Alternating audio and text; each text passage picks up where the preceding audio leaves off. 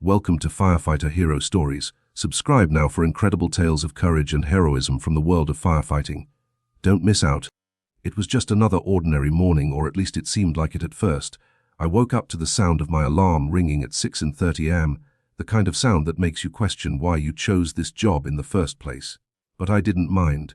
The adrenaline, the chaos, and the rush of saving lives. There's nothing quite like it. I threw off the covers, rubbed my eyes, and ran my hand through my messy hair. Another day as a firefighter in this city, a city that never really slept.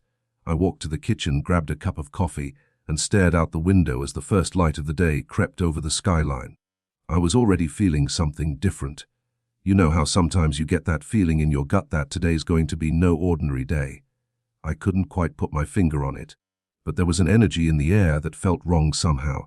Maybe it was just me, maybe it was the lack of sleep, but I had this nagging feeling that something was coming. I couldn't shake it off.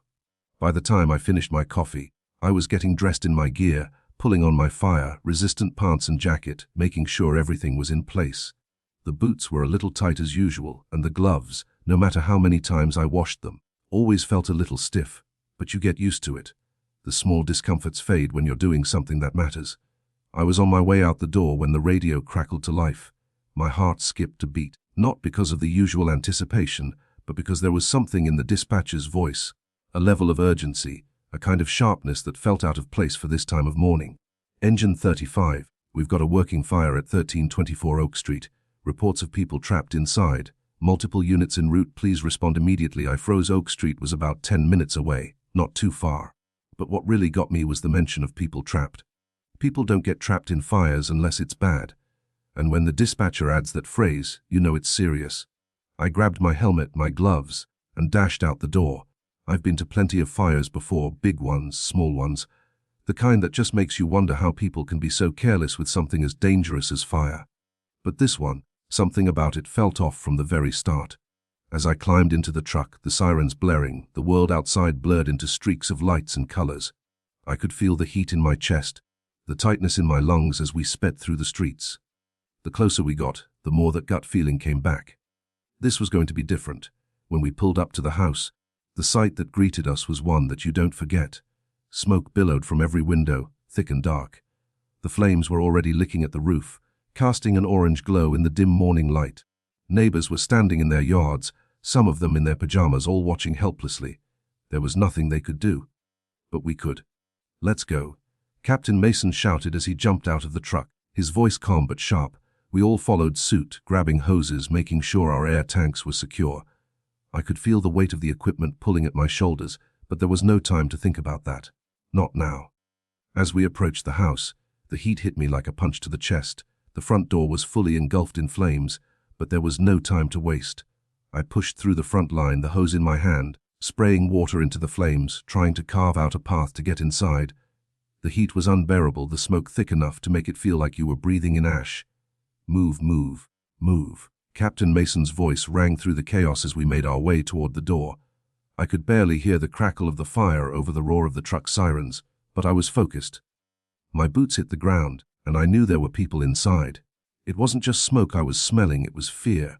It was panic. People don't panic unless they have a damn good reason. We got inside, and the first thing that hit me was the darkness. The smoke was so thick that you couldn't see your hand in front of your face. My heart was pounding in my chest, the sound of it almost drowned out by the fire's growl. I took a deep breath through my mask, trying not to choke on the smoke, and moved forward. "Anyone here?" I shouted, my voice hoarse, muffled by the mask. A voice, weak but desperate, answered back. It was coming from the left, somewhere near the kitchen. "I'm here." "Help, please." I didn't waste a second. My partner Mark was right beside me, moving quickly, his flashlight cutting through the smoke like a lifeline. We made our way toward the voice, pushing past flames that were reaching higher and higher, growing more vicious by the second. And that's when I saw her. An elderly woman, sitting in the corner of the kitchen, clutching her cat to her chest. The cat was trembling, but she wasn't moving. She was just sitting there, as if waiting for someone to tell her it was all going to be okay. I could see the fear in her eyes as she looked at us, her face pale from the smoke. But there was something else too, a quiet acceptance, like she had already given up. I couldn't just stand there. I ran toward her, my boots thudding heavily against the floor. "Mom, we're getting you out of here." "Come on, we have to move now." She looked at me, her face a mixture of confusion and relief. "My cat. I can't leave him. We'll get him out too." "Come on." I grabbed her arm gently, pulling her to her feet. Her legs were shaking, and it took everything in me not to just scoop her up and carry her out. But there was no time for that, not with the fire closing in on us. She hesitated for a moment, looking back at her cat, who was still clutched tightly in her arms. Then she looked at me, and I saw something in her eyes: trust. The kind of trust that only comes when someone's life is in your hands. "Let's go, Mom," I said again, this time with more urgency. Together we made our way out of the kitchen, dodging flames that threatened to engulf us. I could hear Mark behind me, spraying water wherever he could, but all I could focus on was getting her out, getting her safe. Finally, we reached the front door. The heat was unbearable, but we were close. So close. I pushed the door open and fresh air hit my face like a wave. I could hear the crackle of the fire behind me, but it didn't matter. She was safe. She looked up at me with tears in her eyes. "Thank you," she whispered, her voice shaking. "You're welcome," I said, out of breath, my heart still racing. It wasn't much, but it was enough. Enough to keep going. As I watched her being taken away by paramedics, I stood there for a moment, letting the reality of the situation sink in. We had saved her. But there was still so much more to do. More people, more fires, more lives hanging in the balance. And I knew today wasn't over, not by a long shot. But for now, I felt a small sense of peace. We had made a difference. And in this line of work, that's all you can really hope for. The air outside felt like a relief, but it was short-lived. I watched the paramedics escort the elderly woman to the ambulance, her cat safely in her arms, her eyes still wet with tears. She was going to be okay.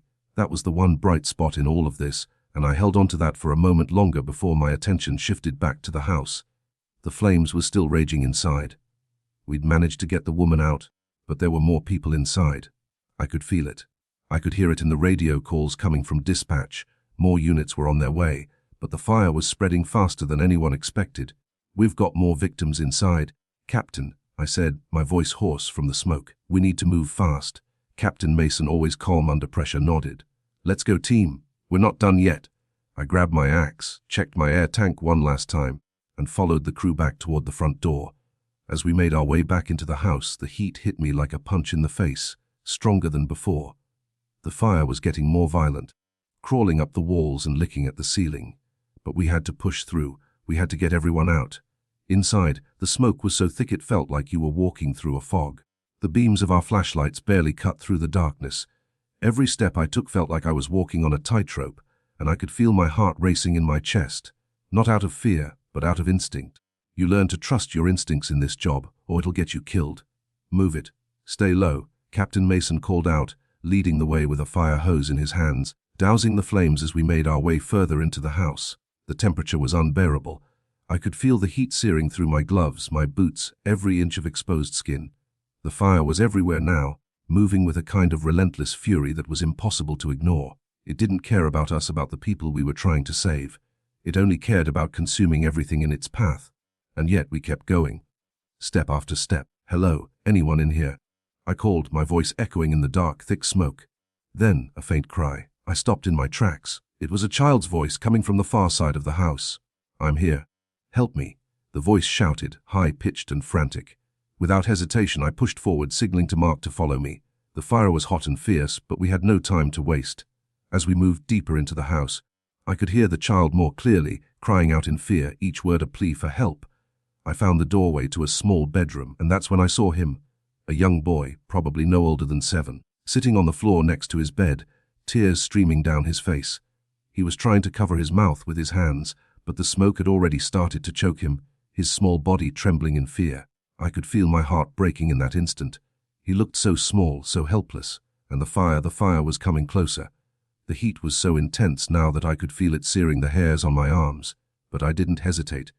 I rushed to him, kneeling beside him and wrapping my arms around his small, fragile body. "Come on, buddy," I said, trying to keep my voice calm. "We're getting out of here." "You're going to be okay, all right?" He nodded, his wide eyes filled with terror. I picked him up, holding him close as I turned to make my way back to the front door. Mark was already ahead of me, spraying water on the walls, trying to hold the fire back as best he could. But it was like fighting a storm with a handful of sand. The flames were relentless, and I could hear the sound of wood cracking, the walls groaning under the pressure. I made it back to the hallway, but then Just as we were nearing the door, I heard it. A loud crack, followed by a booming noise that sent a shudder through the floor. The roof above us groaned and collapsed. "Get down," Captain Mason yelled. I ducked just in time as a chunk of burning debris fell from above, missing me by inches. The boy I was holding cried out, his body tensing in fear. "We need to move now," I shouted, trying to stay calm. There was no choice. We couldn't go back the way we came. The fire was too close and the way out was blocked by the collapse. We had to find another way. I looked around, scanning the room, my heart pounding. The windows were too high up, too far for us to climb through. But there was one other option. "Through the kitchen," I said, pointing back toward the rear of the house. The kitchen was still intact, though the fire was creeping toward it. It was our best shot. Mark and I rushed toward the kitchen, the boy still tightly in my arms. The flames were chasing us, but I wasn't looking back. I couldn't. We had to keep moving forward. The fire was going to take everything it could, but it wasn't going to take this boy. Not if I had anything to do with it. We made it to the kitchen just as the back door came into view. The heat was unbearable, but there was nothing we could do but push forward. I was almost there. I could feel the cool air outside getting closer, but then I heard a scream. My head whipped around just in time to see a woman, her face twisted in panic, stumbling through the kitchen toward me. She was coughing, choking on the smoke, her body swaying like she couldn't stay on her feet. "Help!" she cried, reaching out toward me. I didn't hesitate. I dropped to one knee, still holding the boy in my other arm, and reached for her. "Come on, we've got to move fast. The fire's too close." She grabbed my arm, and I pulled her up with everything I had left. The flames were too close now, creeping up the walls, licking at the cabinets, but somehow we made it. We pushed through the door and into the fresh air just as the fire seemed to explode behind us. The force of it sent a wave of heat across my back, and I could feel the sweat soaking my shirt. But we were out. The woman collapsed onto the lawn, gasping for air, and I dropped to my knees, exhausted. The boy, still clutched in my arms, was safe. The woman was safe. I was safe. But there was no time to think about that now. Captain Mason's voice came through my earpiece, steady and calm despite the chaos. "We're not done yet. We've got more people inside."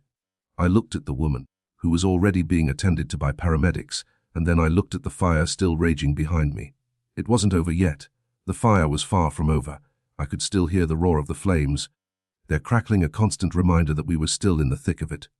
I set the boy down with the paramedics, his little hand clutching mine one last time before they whisked him away to safety. His wide eyes, still full of fear, were the last thing I saw before they closed the ambulance door. "Keep your head in the game, McCabe." Captain Mason's voice came over the radio, bringing me back to the moment. He was right. We had no time to sit back and catch our breath. People were still inside, and the fire wasn't going to wait for us to regroup. I took a quick glance at the house. The flames had consumed nearly half of the building. The front yard now a war zone of charred remains and scorched earth. The fire trucks were hissing as their hoses fought the beast inside, but I knew better than to think that was enough. Fires like this, they don't just go away because you spray water at them. You had to get in there, you had to fight it head on, or it would take everything. It would take everyone. "McCabe with me," Captain Mason called, and I followed him without hesitation. We dashed toward the side of the house, my boots slapping against the concrete driveway as we ran. The side door was our next entry point. Less exposed to the flames for now, but not for long. The fire was creeping, moving like it had a mind of its own, ready to overrun any spot that wasn't already consumed. "Stay low," Mason ordered. "Stick together, and stay on your toes." The thick smoke was already choking me again, making my eyes water, but I pushed through. Every breath burned as I inhaled through my mask, and every step I took felt like it was a step further into hell. Inside the house, it was chaos. The fire was everywhere, crawling up the walls, devouring the structure. The temperature was so high I felt like I was walking through a furnace. Every breath I took through my air tank felt like it could be my last. But we couldn't stop now. Not when lives were still at risk. We made it to the living room, the fire already halfway through it, eating away at the furniture, the walls, everything in its path. We had to push forward, had to check every room, make sure no one else was trapped. We'd already saved a few people, but there was more to do. "Anyone here?" I shouted into the smoke. My voice sounded like a whisper against the roar of the flames. A soft cry came from behind a door, muffled and faint, almost drowned out by the fire's growl. "Over here, please." The voice, a woman's, cracked with desperation. My heart skipped a beat. I didn't think twice. I ran toward the door, my hands already grabbing the handle, only to find it locked. Damn it. I kicked it open with all my strength. and it gave way with a loud crack. Inside, a woman, barely in her 30s, was crouched down beside a small child, clutching him close to her chest. The smoke in the room was thick enough to suffocate anyone who wasn't prepared. The fire had already started to lick at the corners of the walls, but she didn't seem to notice. She was too focused on the little boy, trying to shield him from the smoke, trying to keep him safe. "Ma'am, you have to come with us now," I shouted, trying to keep my voice steady. She looked up, her face pale and filled with terror. I can't leave him." Her voice was shaky, each word strained, as if she was trying to hold on to some last bit of control. But there was no time for hesitation. "Mum, we're getting out of here now," I said, my tone firm. "You and your son. We don't have time to argue." She finally seemed to snap out of her daze. With trembling hands, she grabbed the boy and stood up, but her legs buckled beneath her, almost collapsing in the smoke-filled haze. I rushed to catch her before she fell. "We've got you," I said, my voice softening. "You're safe now. Let's go."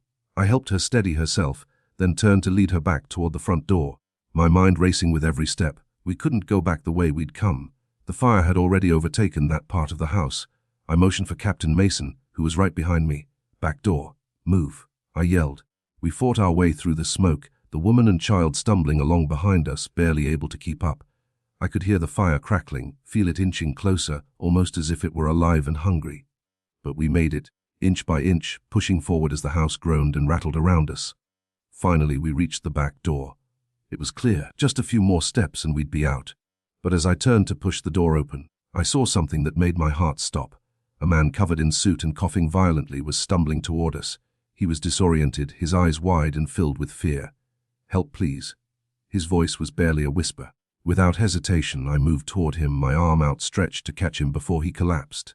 "You're okay. You're safe now," I said, trying to calm him down. He didn't respond. His body was shaking, and his hands were trembling as he reached out for me. The fire was already pushing past us, the heat unbearable. But there was no time to stop. "We're getting you out. Stay with us," Captain Mason ordered, guiding the man toward the door. With one final push, we made it outside, into the cool morning air. The firefighters who were still working the perimeter rushed over to help, taking the man and the woman to the medics. The child, clutched in his mother's arms, was already being checked over. I stood there for a moment, catching my breath, watching the chaos unfold. The fire was still burning, but for now we'd saved them. We'd saved a few more lives, but it wasn't over yet. There was still more to do. The moment we made it outside, there was no immediate sense of relief. I didn't get the satisfaction of sitting down, catching my breath, and letting the weight of the situation hit me. Not yet. There were still people inside that house. The fire was far from controlled, and I knew our job wasn't done until every single person was out and the fire was extinguished. The adrenaline from the rescue was wearing off, but the urgency hadn't faded. I looked around the yard. The fire was still raging, its orange glow cutting through the thick smoke. Firefighters were everywhere, their movements sharp and purposeful, each one working with the precision of someone who's done this 1,000 times before. But the intensity of it all was beginning to take its toll. The morning was only just starting, but we had already been fighting this beast for what felt like hours. "McCabe." Captain Mason's voice sliced through the air. He was standing by the truck, his face dark with soot, his breathing heavy but steady. "We've got another report, second floor. Someone still inside. A woman, late 20s, trapped in the back bedroom. We're going in. You're with me?" I nodded, my body already shifting into gear. Despite the exhaustion starting to weigh on my shoulders, the fire was still fierce inside, but this was what we did. This was our job. It didn't matter how tired you were, how much the smoke burned in your lungs, how the heat threatened to fry you alive. When someone was still inside, you went in. You didn't hesitate, not even for a second. We grabbed our gear again, double-checking our tanks and air masks. The house was a death trap, but we had one goal: get her out. Inside, the heat was almost unbearable. The fire was hotter than ever, but we pressed on. Captain Mason led the way, his hose spraying water to carve a path through the flames. I followed closely behind, the feeling of being in that suffocating heat, with smoke swirling around me, almost like I was walking through hell itself. But the fire didn't scare me. What scared me was the idea of leaving someone behind. What scared me was the thought of someone not getting out, not because they didn't deserve to, but because we couldn't get to them in time. "McCabe, cover me," Mason shouted as he pushed forward toward the stairs. I nodded, pulling the hose tight and aiming it directly at the flames, trying to knock them back long enough for him to get to the second floor. My heart was hammering in my chest, my eyes stinging from the smoke. Each breath I took felt like it could be my last, but there was no time for fear. We made it to the bottom of the stairs. The house was creaking under the strain of the fire, the floors warping, the walls beginning to buckle. Every second felt like we were running out of time. Mason, I got the door open. I heard a voice from behind me. Mark had made it to the second floor ahead of us. "Stay with me, McCabe." Mason called, and I followed him up the stairs, every step sinking deeper into the heat. The flames were so close I could feel them licking at my boots. It was like walking through a furnace, but still we moved forward, inch by inch. When we reached the top of the stairs, I could hear her, the woman trapped somewhere inside the room. "I'm here. Please, help me." Her voice was weak, but the desperation in it hit me hard. "We've got you," Mason shouted. "Stay where you are, we're coming." The smoke was so thick now that I could barely see a thing, but we moved toward the bedroom door, our flashlights cutting through the darkness.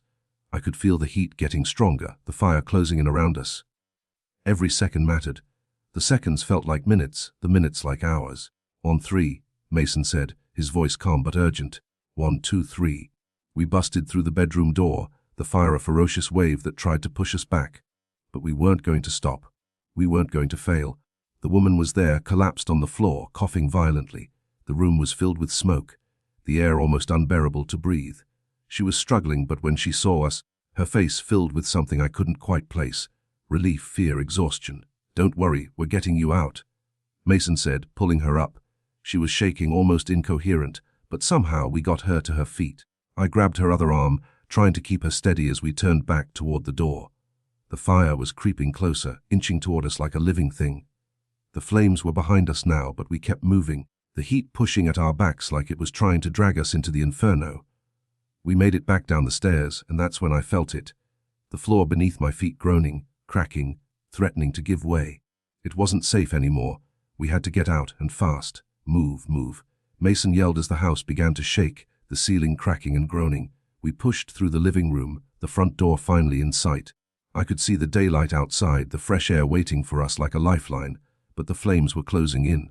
The house was almost a lost cause now. We couldn't waste another second. With a final push, we were outside.